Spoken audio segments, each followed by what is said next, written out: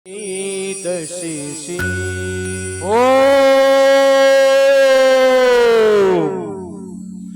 बम भोले विश्वनाथ। हे शंकर आधिपते भयंकर दिगंबरे स्वम नमामि शंकर। हरे हरे महादेव, हरे हरे महादेव। हे भोलेनाथ, जिसके शीशों से ये ध्वजा डुगडुगाती है, ये कैसी डुगडुगी बच्चे आज मेरे मन में चली आती है। हे भोलेनाथ, आदि शंकर दिगंबर भोलेनाथ, आदिपति भयंकर महाकालेश्वर नागेश्वर चंद्रकारेश्वर। हे शंकर आदिपति भयंकर।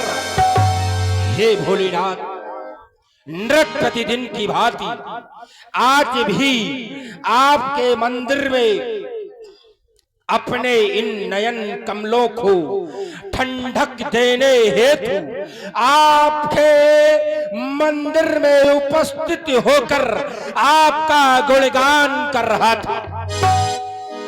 करते करते इन हाथों से इन कमल नयनों को ठंडक देते हुए इन मन की मांत्रिक से आस्था वसुधा सुधा को हिस्ताल होते हुए महादेव आपके भयंकर स्वरूप को निहारते हुए कोवल स्वरूप की गणना कर रहा था कि एकाएक ये मन में विचलित कर देने वाली ये चिखारती हुई ध्वनि, ये सरसराहट सी करने वाली ये कलखोल कलकलाती ये चिखार कैसी।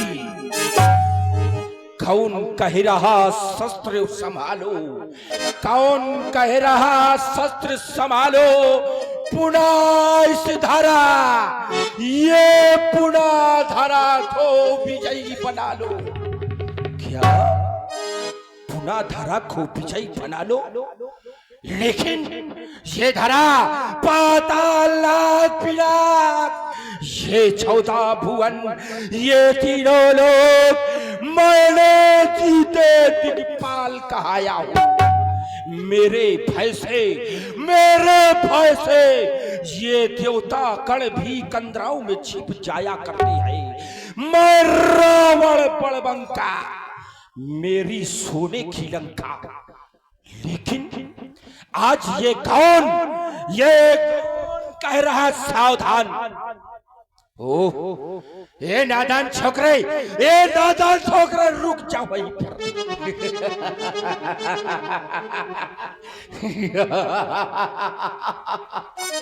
ये नादान छोकरा कौन जो कह रहा सावधान? लंकापति तुमको सावधान कहने वाला ये नादान छोकरा कौन है? किसने मैया निपुति करने को ये नहर जन्मा है? ये कैसी छत्राणी माई ने, ये कैसी छत्राणी माई ने अपने निपुति करने को ऐसा नहर जन्मा है? ये नहीं जानता मैं नर नाहर, मैंने जीते दिग्पाल इसलिए लंका का स्वामी कहलाया हूँ। ये लंका सोने की ये वैभव दिखलाकर मैंने इन देवताओं का सानी कहलाया हूँ। ये पवन, ये अग्नि, ये काल जीत काल कहलाया हूँ। लेकिन आज ये सावधान कहने वाला कौन?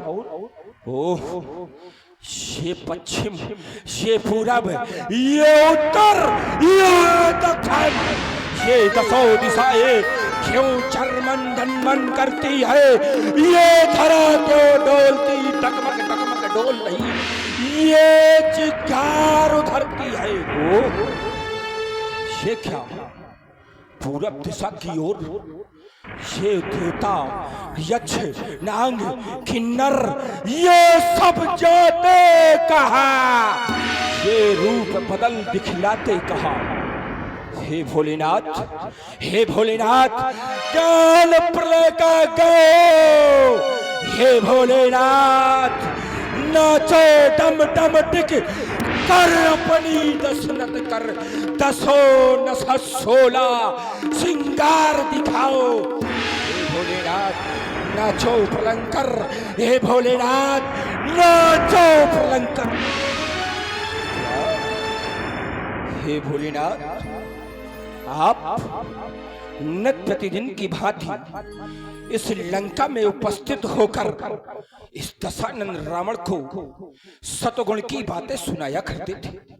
हे भोलेनाथ, आप नित्य प्रतिदिन की भांति लंका में उपस्थित होकर सतमार्ग दिखाया करते थे, लेकिन आज ये क्या हो गया भोलेनाथ?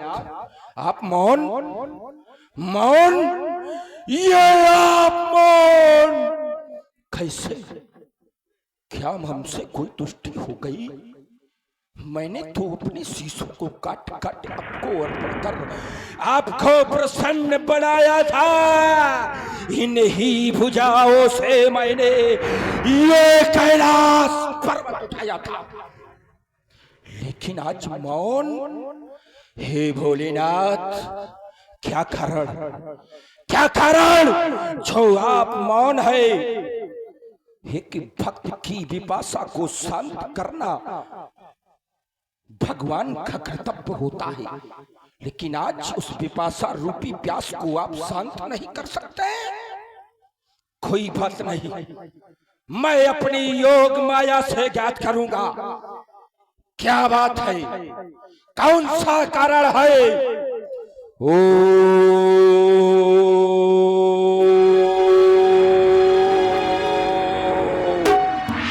नमः शिवाय, नमः शिवाय, नमः शिवाय।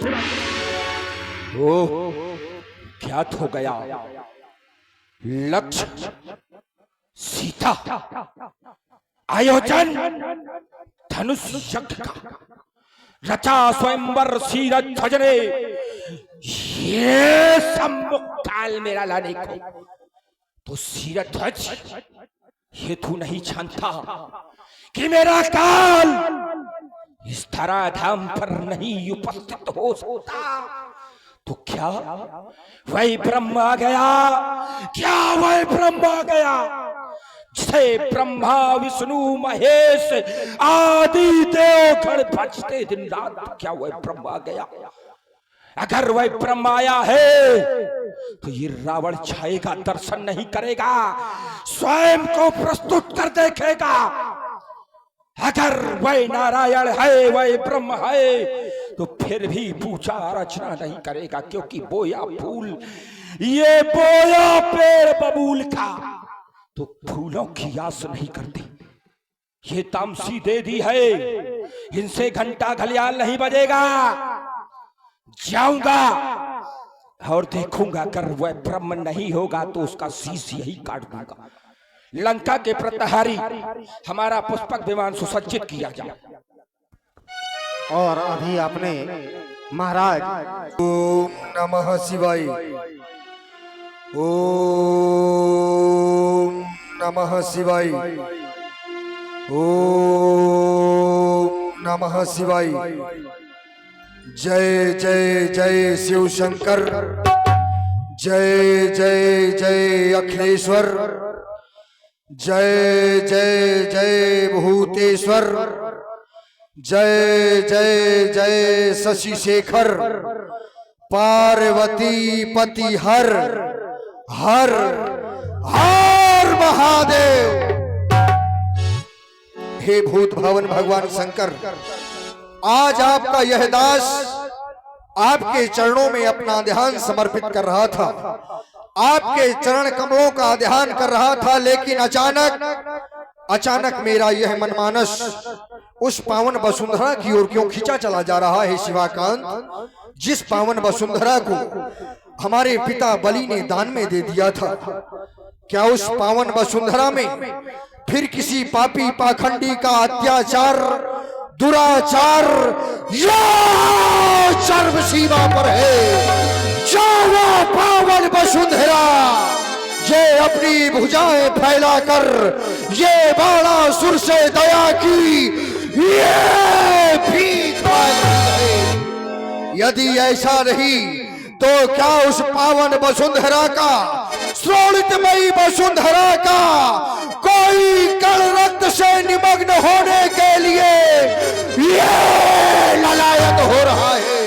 शिवाकांत, हे भोलेनाथ विदित करावे, ये तूफान उठी आधी ये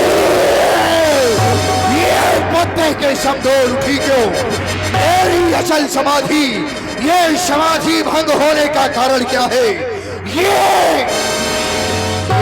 स्वर्ण रंध्रों में अट्टहास, ये आज बाणासुर के जीवन पर ये अट्टहास करने वाला ये कौन?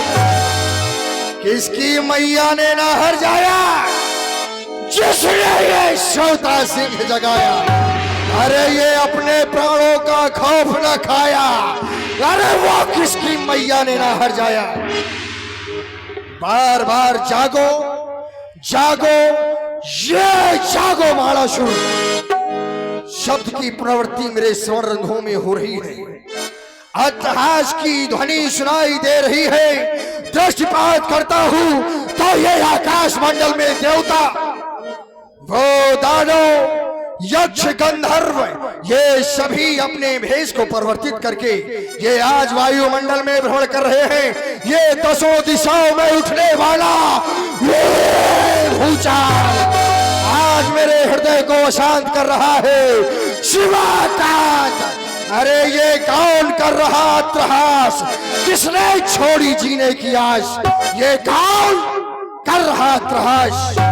या आदि शक्ति ने शक्ति छोड़ी, या फिर ये वाहन, या फिर ये वाहन ये उनका गुर्राया, या फिर शिव ने नेत्र तीसरा खोला, या पड़ गया उस प्रभंजन का मंद प्रकाश। ये कौन कर रहा त्रास? अट्टहास करने वाला कौन? भोलेनाथ, आज हृदय में बड़ी अशांति है, बड़ी व्याकुलता है, लेकिन आपकी दी हुई उस ध्वजा को देखता हूं अपने महल पर, तो आज भी, अरे आज भी वो ध्वजा अपनी गर्वीली आन बान शान से हमारे इस महल पर फहरा रही है। फिर ये सावधान सावधान करने वाला कौन? बस आप ही ज्ञात करावे शिवाकांत, कारण क्या है? कारण क्या है? ओम नमः शिवाय। कारण बड़ा ही दिव्य है, क्रोध करना ही व्यर्थ था। कारण बड़ा दिव्य है।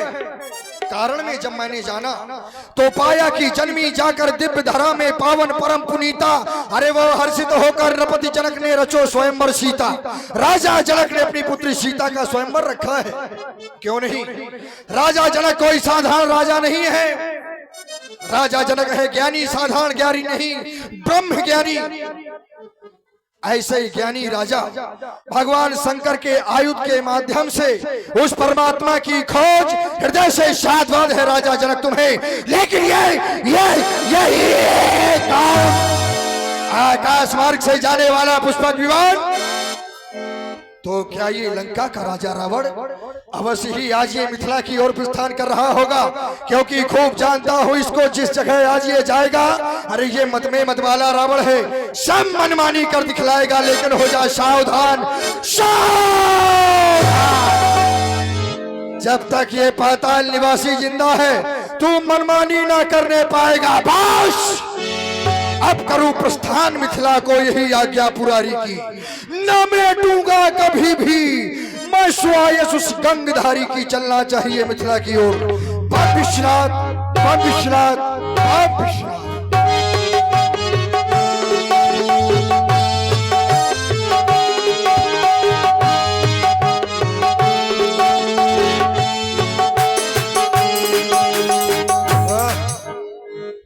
मिथिला पहुंचा देख रहा हूं राजा जनक की सुंदर समाज के मध्य में विमल वेदिका पर स्थापित भगवान शंकर का पावन पिनाक। सर्वप्रथम आप बलिपुत्र बाणेश का प्रणाम स्वीकार करें, साथ ही साथ देश देशांतर से आए हुए राजा महपाल, आप सभी यहाँ पर एक कन्या का विवाह हो रहा है, सीता का स्वयंवर हो रहा है, धर्म का कार्य हो रहा है। राजा जनक के द्वारा विशेष नाम दिया गया है यज्ञ का, और यज्ञ जहां पर होता है वहां पर धर्म होता है। धर्म की रक्षा सभी सनातन व धर्मावलंबियों को करनी चाहिए, लेकिन जो धर्म की रक्षा नहीं कर सकते तो वो धर्म को निर्मूल करने का प्रयास कतई ना करें, क्योंकि बाणासुर का आगमन हो गया है। यदि सीता स्वयंवर में किसी ने उपद्रव करने की चेष्टा की तो फिर सावधान सावधान। आ चुका मिथिला में ये लंका का रणवा का ये लंकाधीश अब किंचित न कुचाल हो पाएगा। ये दशानन यहाँ आया है, अब अधर्म का कार्य न हो पाएगा। हे भगवान भोलेनाथ के पावन पिनाक, हे माता गौरा के हाथों सुसज्जित होने वाले पावन पिनाक, ये दशानन रावण भगवान शंकर के उपरांत आपको सादर प्रणाम करता है, कोटि कोटि प्रणाम करता है। लेकिन आपको इस दशा में देखकर ये दशानन रावण आज सोचने पर विवश हो गया। राजा जनक जिसे विद्वानता यहां तक कि महायोगी की उपाधि दे दी गई, यहां तो सुना है कि गार्गी जैसी महिलाओं को भी संतों की उपाधि से सुशोभित कर दिया जाता है, अष्टावक्र जैसे सतानंद जैसे आचार्य कुलाचार्य उपस्थित है, लेकिन किसी ने नहीं रोका, किसी ने अवरोध नहीं किया। क्यों? आज सोच रहा हूं कि आज राजा जनक अपनी हट के कारण एक तो आयुध का खंडन कराने पर तुले हुए हैं, द्वितीय बिंदु सोचता हूं एक समय देवताओं में से विश्वकर्मा जिन्होंने अपनी पुत्री संज्ञा का विवाह सूर्य से कर दिया था, पुत्री से नहीं पूछा गया, तब पुत्री जाकर कष्ट में लिप्त होकर वहां से सूर्यदेव को त्याग दिया, बन बन भटकने को मजबूर हो गई वो संज्ञा। आज वही प्रश्न चिन्ह आज राजा जनक बिना पुत्री के, बिना जनमानस के सहमति के ये कौन सा कार्य करने जा रहा है? सावधान, अगर जो भी आयुध को हाथ लगाएगा वह रावण जीवन भर उससे बैर निभाएगा, जीवन भर उससे बैर निभाएगा। सावधान। बड़ी ही सुंदर समाज थी। मैं जानता था अवश्य ही, क्योंकि ऐसे व्यक्ति का आगमन हुआ था जो स्वभाव से ही दुष्ट है। संसार में बहुत से लोग ऐसे होते हैं कि उस कार्य से अपना कुछ बनता भी नहीं है, बिगड़ता भी नहीं है, लेकिन विरोध करना उनके स्वभाव में ही होता है। ऐसे लोगों के लिए कह दिया जाता है कि बैर अकारण सबका होते, अकारण बैर ले लेते हैं। लंका के राजा रावण का आगमन हुआ है, चलते हुए कार्य में अवरोध उत्पन्न कर दिया, चलकर मिलना चाहिए। वेदाध्यायी कंचन नगरी के सम्राट पौलस्त्य कुलभूषण, लंका के भगवान, जय जय भगवान शंकर की। ब्रह्मा से मारीच, मारीच से कश्यप, कश्यप से हिरण्यकश्यप, हिरण्यकश्यप से प्रहलाद, प्रहलाद से बैलोचन, बैलोचन से बलि, बलि पुत्रबाण। जय जय शंकर की, जय जय शंकर की। मिथिला में आपका आगमन हुआ, बड़ी प्रसन्नता हुई। क्योंकि आप जैसा विद्वान ब्राह्मण जहां पर पहुंच जाए तो व्यक्ति की कुछ आशा की किरणें जागृत हो जाती हैं। क्योंकि रावण जिस स्थिति में है, जिस कालखंड में है, एक अपना नाम, अपनी एक कीर्ति, अपना एक यश लेकर इस संसार में जीवित है। ऐसे महान विद्वान का मैं स्वागत करता हूं, लेकिन ऐसे व्यक्ति के द्वारा जब कार्य निम्न कोटि के किए जाने लगे तो फिर सोचने पर विवश हो जाता है व्यक्ति। आपका आगमन मिथिला में हुआ है, आपका ब्राह्मण यह शरीर है, ब्राह्मण शरीर है, और ब्राह्मण के द्वारा कन्या के विवाह में सहयोग करना चाहिए कि विरोध करना चाहिए? क्यों? ब्राह्मण का तो कार्य ही है कि धर्म की रक्षा करे, धर्म करवावे, ना कि धर्म का विरोध करे। बाणासुर जी के द्वारा बहुत से विकल्प रखे गए, बहुत अच्छी अच्छी बातें कही गई। वाह, धर्मात्माओं की श्रेणियों में उपश्रेष्ठ कर दिया गया। वाह, आपके द्वारा कहा गया ब्राह्मण का कर्म होता है धर्म करना, धर्म करवाना, यज्ञ करना, यज्ञ करवाना। वाह, लेकिन ब्राह्मण का कर्तव्य यह भी होता है अगर कहीं अधर्म हो रहा हो तो उसको रोकना। और आज मेरी दृष्टि में ये अधर्म हो रहा, अगर किसी ऋषि मुनि ब्राह्मण की हत्या हो रही है और ब्राह्मण ना बोले तो ब्राह्मण होने पर उसको कलंक। और आज यहां एक ब्राह्मण ऋषि की हत्या, इसलिए हम बोले भाई ये भी तो अधर्म है। यहां तक कि हमारे द्वारा बहुत से धर्म कार्य कराए भी गए, और यहां तक कि ये कह दिया जाए कि धर्म को स्थापना करने हेतु हमारा जन्म हुआ। अगर हम न होते तो ये धर्म को टिकाने वाला, ये धर्म को पहचानने वाला, जिस धर्म की तुम बोली डंका लगा रहे हो उसको पहचानने वाला कोई ना होता। श्री बाणासुर, आपकी वार्ता से केवल एक उत्तर निकल के आया कि यहां पर अधर्म हो रहा है और रावण अधर्म नहीं होने देगा। यही तो कहा इन्होंने, बिल्कुल, कि मिथिला में राजा जनक अधर्म करवा रहे हैं, एक ऋषि का वध करवा रहे हैं, हत्या करवा रहे हैं।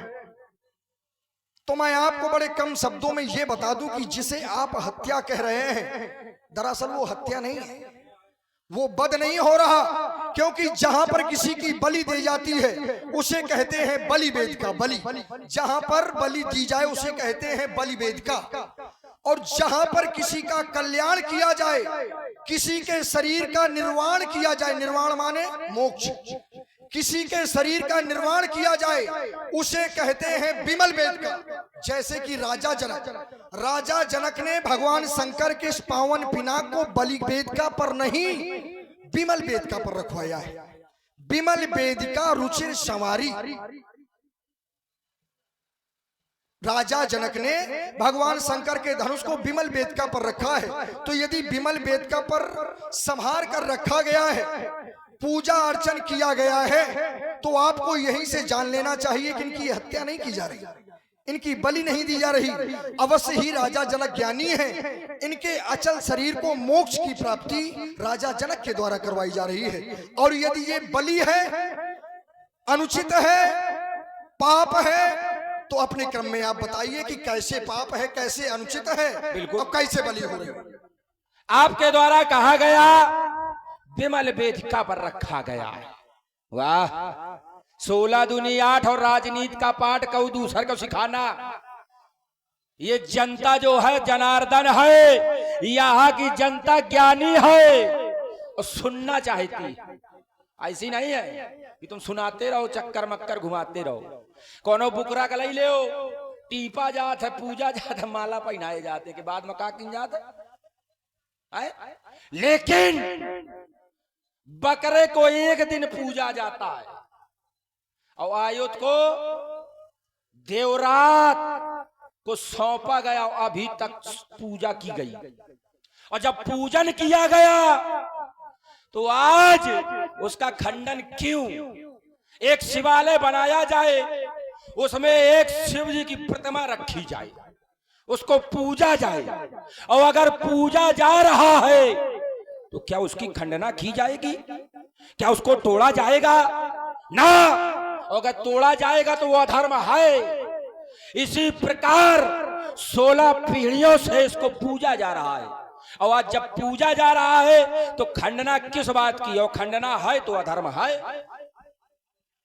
श्री कह रहे हैं कि शिवालय बनवाया जाए और शिवालय को तोड़वा दो, क्या ये पाप नहीं है? अरे आपको ये पता होना चाहिए भाई, ऐसा थोड़ी कि चाहे जो कुछ बताते रहो, क्योंकि युद्ध भूमि में वही लड़ेगा जिसका बड़ा कलेजा है, और बातें उतनी वही करेगा जिसके जितना भेजा है। शिवालय बनवाया जाए, शिवालय को तोड़वा दो, कोई पाप नहीं है। कब तक? जब तक शिवालय में मूर्ति की प्राण प्रतिष्ठा ना हो जाए। तो वहां पर शिवालय पूजनी है कि मूर्ति पूजनी है? एक क्षण हमने शिवालय के साथ प्रतिमा को भी कहा है। नहीं, बीच में नहीं। मंदिर पूजनीय होता है कि मूर्ति? आप लोग मंदिर में जाते हैं तो मूर्ति की पूजा करते हैं कि मंदिर की? मंदिर बनवा दो कितना भी सुंदर हो, उसमें मूर्ति ना हो, बताओ उसका क्या मूल्य है? यहां पर यह धनुष विशेष नहीं है, धनुष विशेष नहीं है। यहां पर एक ऋषि के प्राण अभी तक इसमें स्थित हैं, ऋषि के प्राण स्थित हैं, और राजा जनक है ज्ञानी। यदि किसी का कल्याण हो रहा है तो क्या राजा जनक ऐसे कार्य से वंचित रह सकता है क्या? नहीं। जिस समय जीवित शरीर की हड्डियां मांगी गई, उनकी पत्नी वहीं पर थी। उनकी पत्नी के द्वारा पूछा गया, सुवाचा पत्नी के द्वारा पूछा गया कि अभी प्राण स्थित हैं, इनका तरन तारण कैसे हो गया? क्योंकि ये शरीर अचल हो गया। जब तक शरीर था, मनुष्य देह थी, तब तक ये अपने शरीर के उत्थान का कृत्य कर सकते थे, लेकिन अब ये स्थित हो गए, धनुष हो गए, ने कोई चलाएगा, चल नहीं सकते।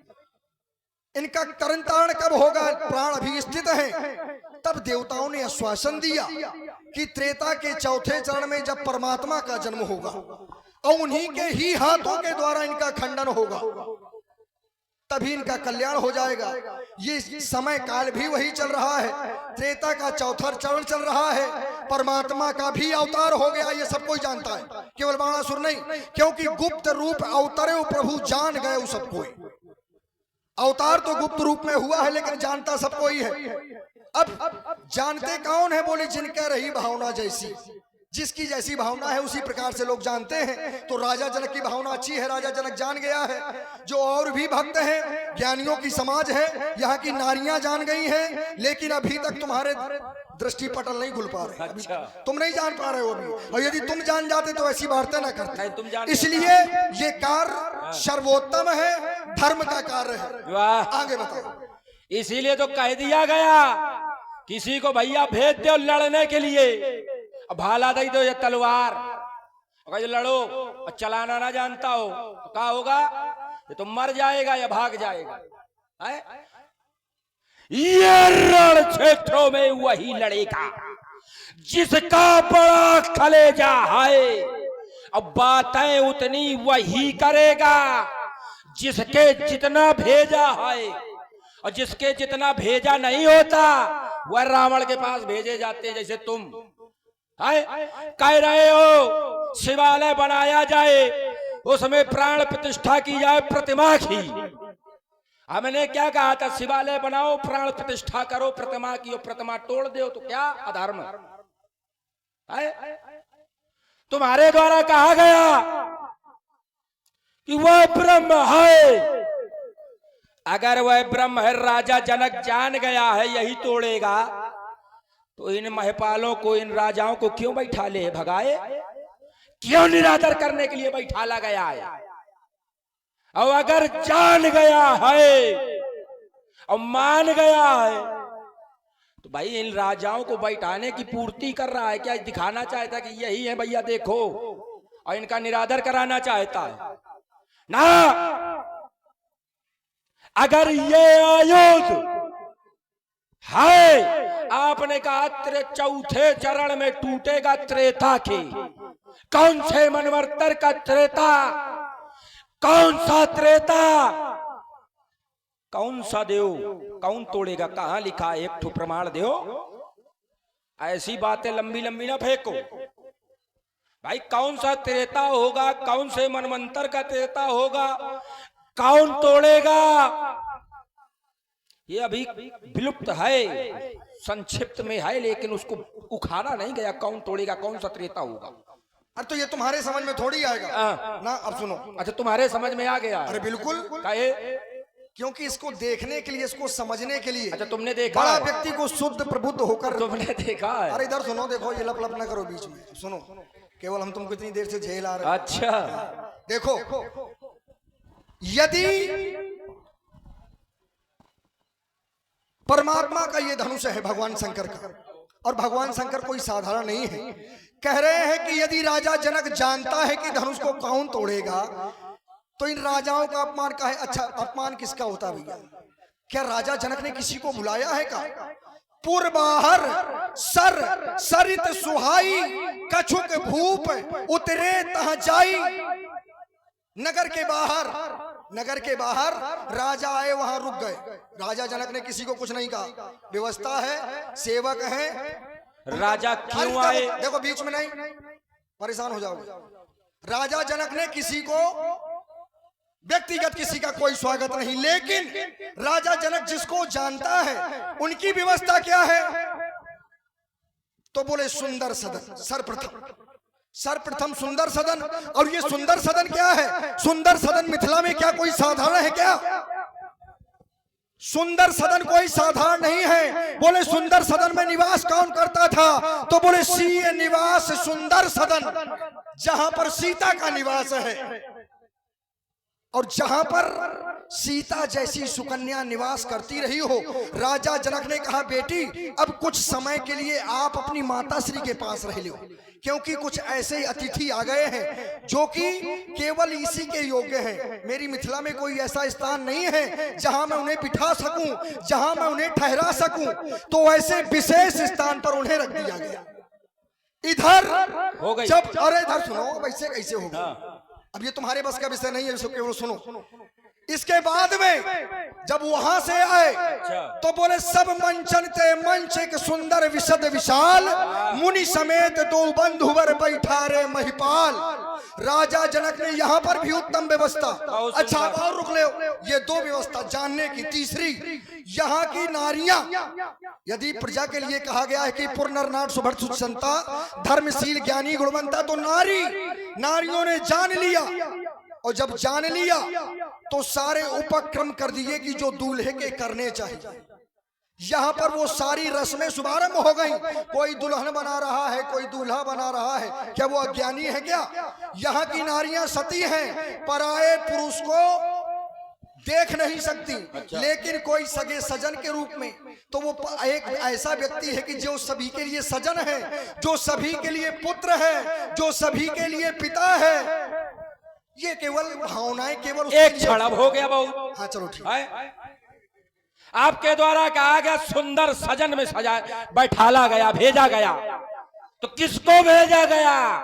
और सुन रहे आप लोग बहुत ही अच्छा ये रसिक संवाद, प्रभावित हुए हमारे मनोज मिश्रा जी, जो आप भी बहुत ही अच्छे कलाकार हैं और सर्वश्रेष्ठ कलाकार हैं। उनके द्वारा 101 पुष्प मुद्राएं दोनों विद्वानों के लिए बहुत बहुत साधुवाद। सुंदर सदन में भेजा किसको गया?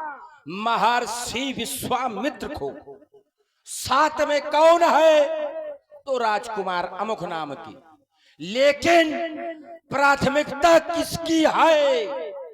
महर्षि विश्वामित्र की। अब महर्षि विश्वामित्र के कारण ही उन्हें सब मंचन से मंच विशाल में बैठाला गया, ना कि राजकुमारों को। राजकुमार अब ले बोला, अरे रुको, ले नहीं, अब तुम ले। अच्छा है, राजकुमारों को अकेले बुलाते और बैठालते तो मानते।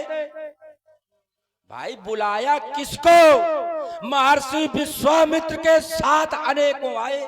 राजकुमार विशेष है, महर्षि विश्वामित्र साथ में लाए, तो बैठाला। प्राथमिकता विश्वामित्र की।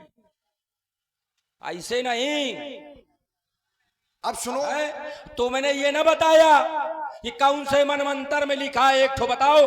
राजा जनक ये जानता था कि अगर महर्षि विश्वामित्र को उचित स्थान नहीं दिया जाएगा तो वो बहुत बड़े क्रोधी हैं, श्राप भी दे सकते हैं। इस कारण, ना कि इस कारण कि उनको जान गया। अब देखो मैं विशेषता प्राथमिकता उसको स्वीकार करो।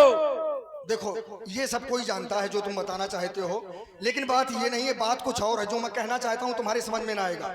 और आप हैं हमारे पप्पू कुशवाहा जी, आपकी ओर से 11 मुद्राएं, और कहना है कि थोड़ा संवाद को ठहरते हुए और बहुत धैर्य से किया जाए, तो उनकी तरफ से 11 मुद्राएं हैं दोनों विद्वानों के लिए। बहुत बहुत शाबाश। कह रहे हैं कि वहां पर उनकी विशेषता नहीं है जिनको राजा जनक ने देखा है, विशेषता विश्वामित्र की है, महामुनि श्री विश्वामित्र जी की है। लेकिन जरा उनकी भी कथनी को देख लो, वो क्या कह रहे हैं।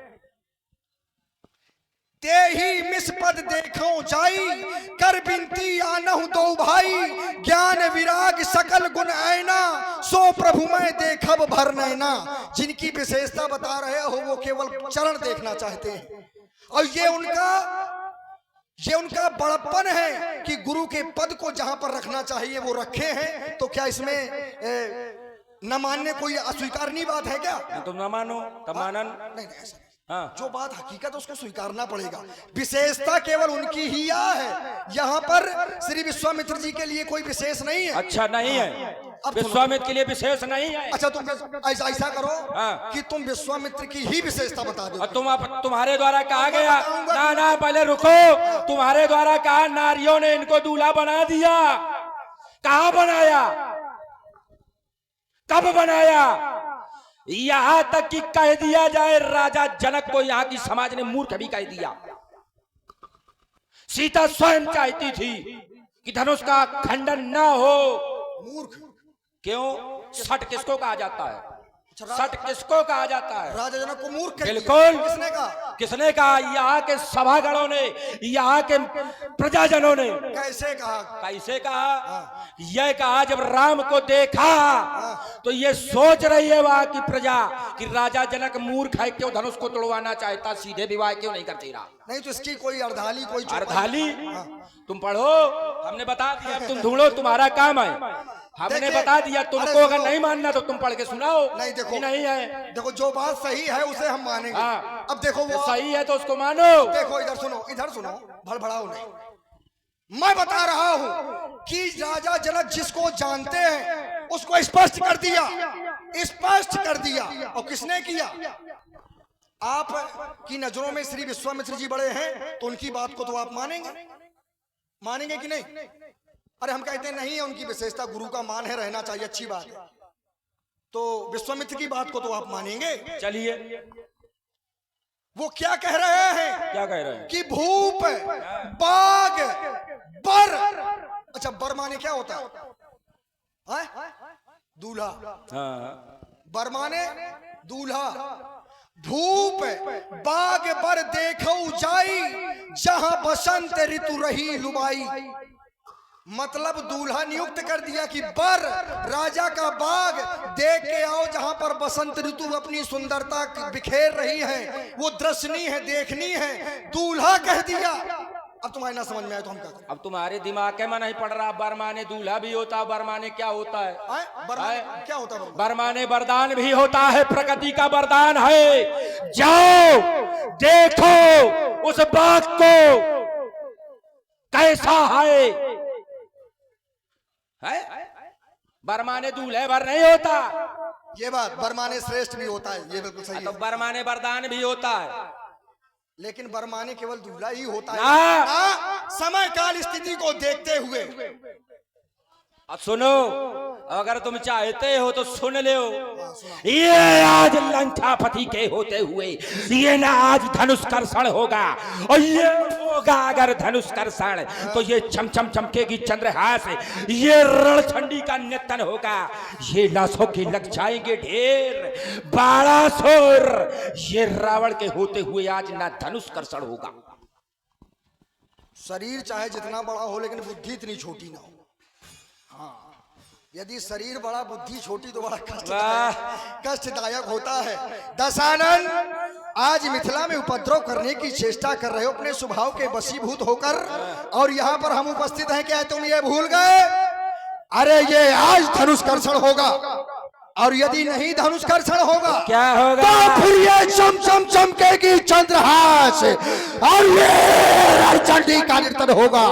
ये आज धनुष कर्षण होगा, ये लोथों के लग जाए ढेर, और फिर ये बाणों का वर्षण होगा। वाह, ये आज धनुष कर्षण होगा, ये आज धनुष कर्षण होगा। ये चंद्रहास मेरे पास पुरानी क्या पटकाता है अपने अस्त्र को, ये अभिमानी चंद्रहास बताता है। तो सुन ले, आज ये चीरूंगा फाड़ूंगा, ये हजार भुजाएं काट दिखलाऊंगा। ये सम्मुख आज सभा के ये रौद्र रूप दिखलाऊंगा। ये माता निभूति होगी तेरी। आज पिता हाय हाय चिल्लाएगा। मैं कहता हूं भाग जा पगले, वरना बेमौत मारा जाएगा। तो फिर वो हम तुम्हारी क्रूरता की ये कठिन धारा मोड़ देंगे। ये मध में भरा मस्तक तुम्हारा, इसको भी हम फोड़ देंगे। ये पर नारियों की हड़ करने की जो पड़ गई आदत तुम्हारी, तो फिर कोई नारी ही बनेगी मृत्यु का कारण तुम्हारी। ये सौभाग्य, ये पता नहीं अभी कितना है? ये तो पता भाई, तुम तो बोलते नहीं हो किसी रस को, अब दूसरे में विनय पड़ते हो ना हमारे रस को। अरे हटो, ना पाओगे, एक बार सभी लोग बड़ी प्रेम से भगवान शंकर के नाम की जय घोष करें। बोलिए श्री शंकर भगवान की जय हो। भगवान भोलेनाथ के पावन पिनाक ये दशानन रावण आज आपको अंतिम बार प्रणाम करता है, और आपसे एक मनोकामना व्यक्त करते हुए सभी के सम्मुख न होकर गुप्त रूप से वार्ता कर रहा है। हे भगवान भोलेनाथ के पावन पिनाक, टूट कर जाना ऐसे के हाथ, जो आए लंका मेरी संपूर्ण विनाश कर मुझको तारेगा। लेकिन ये दशानन रावण उससे न कभी जीतेगा न हारेगा। ये धनुष का कर्षण जो भी करेगा, रावण उससे जीवन भर बैर निभाएगा, ढिढ़वन रुबाएगा, बन बन भटकाएगा। बोलो भगवान शंकर की जय हो। पंडित